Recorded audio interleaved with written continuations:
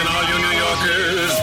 Excuse me, taxi. Okay, man, we're looking around. This is the 77 WABC minicast. Sunday morning. With us to give us a financial report is John Terrett. John, it seems to be a good week this week.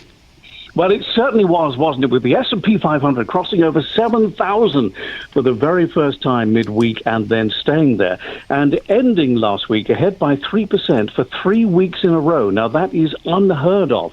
No one has ever heard of that happening in our lifetimes. And the reason is investors are looking past the war and acting as if it wasn't happening at all. And indeed, they saw an end to the war as early as midway through last week. They're looking instead at corporate earnings, which are up about 15% in the first quarter so far, including the big banks, which did very well, especially Morgan Stanley, turning in $1 billion more in trading revenue than Wall Street had anticipated. So a good week and a good day on Friday for the Dow, the Nasdaq, and the S&P.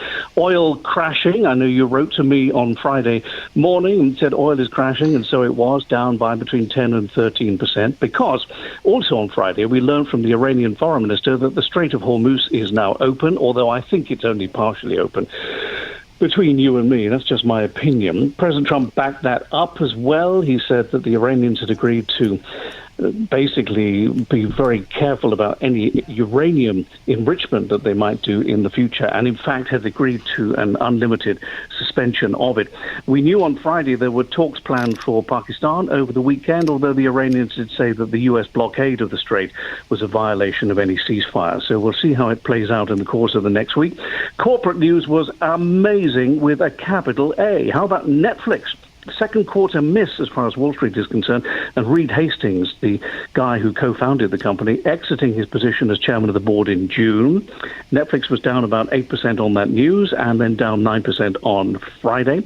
United Airlines boss apparently floated a merger with American Airlines in the White House a couple of weeks ago, according to Bloomberg. If this happens, they'll control 1/3 of all air travel and be the biggest airline on the planet. On the other side of the coin, Spirit Airlines is facing liquidation because of very high fuel costs because of the Iran situation. A federal jury found Live Nation liable of manipulating ticket prices. A breakup is on the cards if a judge decides so, but don't expect ticket prices to come down anytime soon. They are going to appeal this for a very, very long time. The big surprising story of the week was Allbirds from California. They make shoes. Wool Runner, Tree Runner, Canvas Breeze are their top brands, but they're coming out of shoes. In fact, they've sold the business and going instead into AI. They've renamed the company, and the stock was up 650% one day last week, although it was down a bit towards the end of the week, and then I think back up on Friday. Mark Mobius, who I'm sure you know, John, 89 years old, the man who brought emerging market investment to Wall Street, he passed away last week. And Kevin Walsh, who is the tip to be the new Fed chair, turns out he has a lot of crypto exposure in his personal finances. He's revealed that, of course, as he has to, before appearing before the Senate Banking Committee for hopefully confirmation on Tuesday. And John, in the week ahead, more big corporate earnings for the first quarter, Tesla, Boeing, and Intel among them. John.